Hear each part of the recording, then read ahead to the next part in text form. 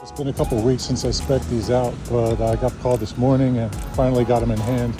They look pretty good. If the machine shop got it right, I know the specs match up with what I have. So, I mean, I built several study models off of the drawings for these, so I guess we'll find out.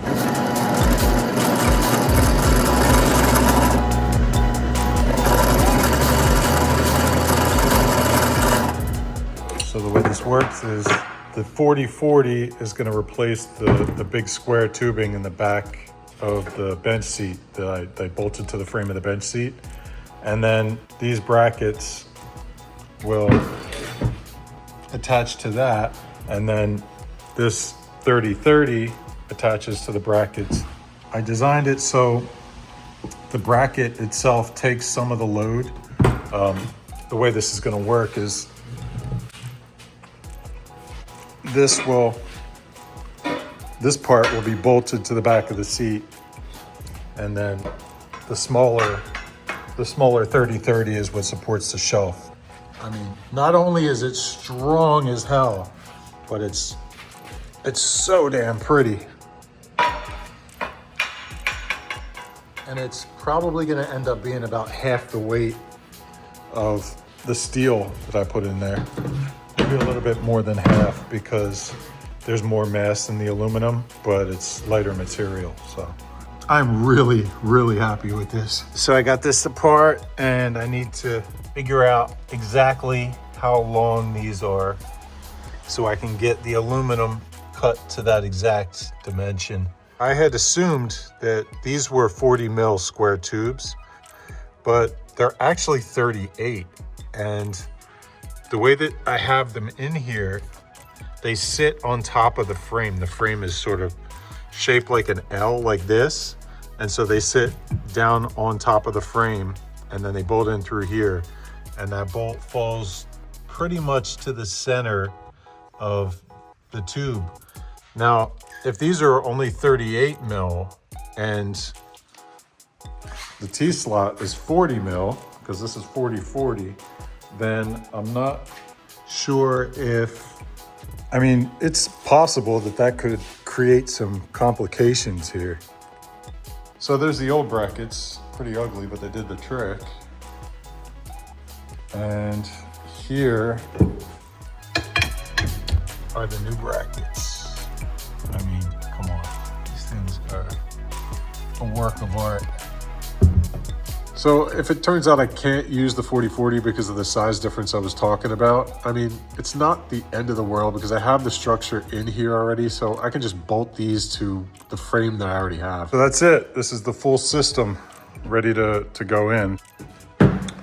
Hopefully these rear supports aren't going to be an issue. The bolt that goes through here is going to be slightly offset. Hopefully not so much so that it pierces this wall inside here. Super, super light. Put this off to the side for now. And I need to get the bench seat out of the Jeep and over onto the bench so I can get this cover off of here.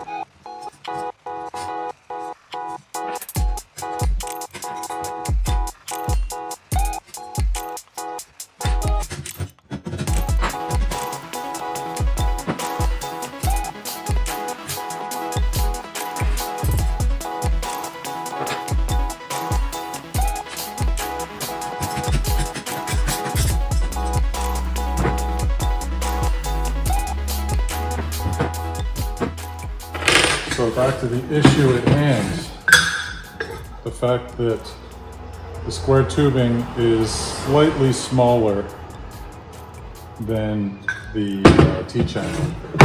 As you can see, I have this flange here that's built into the seat frame, and the support sits on top of that while the bolt goes through the center of it. And even with the smaller tubing, that hole had to be offset slightly.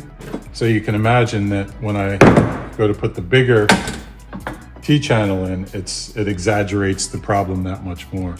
An alternative would be to just use 30-30 for everything and scratch the 40-40. I would lose another maybe a couple pounds on the overall weight.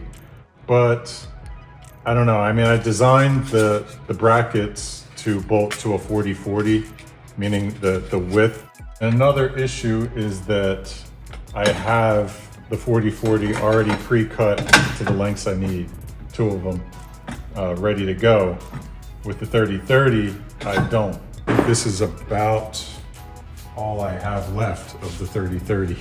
So that would mean going back to the shop and having them cut me 2 more pieces of 30-30. While I am really friendly with the shop owners and enjoy stopping by to pick up supplies, I'm not looking to spend any more money than I need to on this project. So I'm gonna do my best to stick with the 40-40. I think I figured something out here.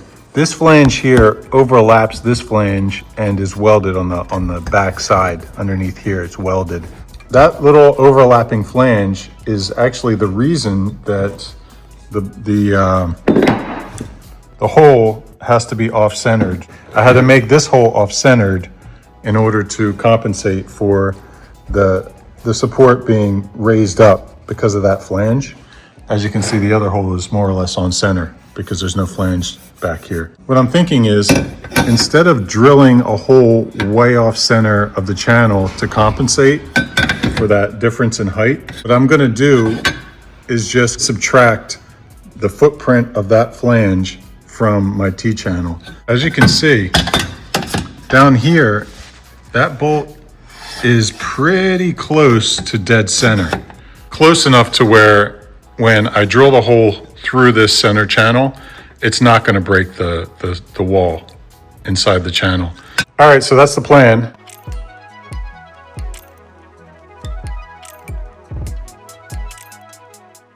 I got this thing fitting pretty nice. As you can see, that notch fits nice and flush against this flange.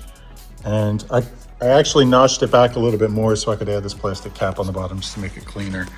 But this is before, it's way off. And now we're sitting pretty. So I need to get these holes drilled so I can pass these bolts all the way through and put a nut on the inside, and it should fit exactly like the old version, except lighter and a bit stronger. Speaking of weight, 4.9 pounds, 2.7 pounds. That's a pretty big difference.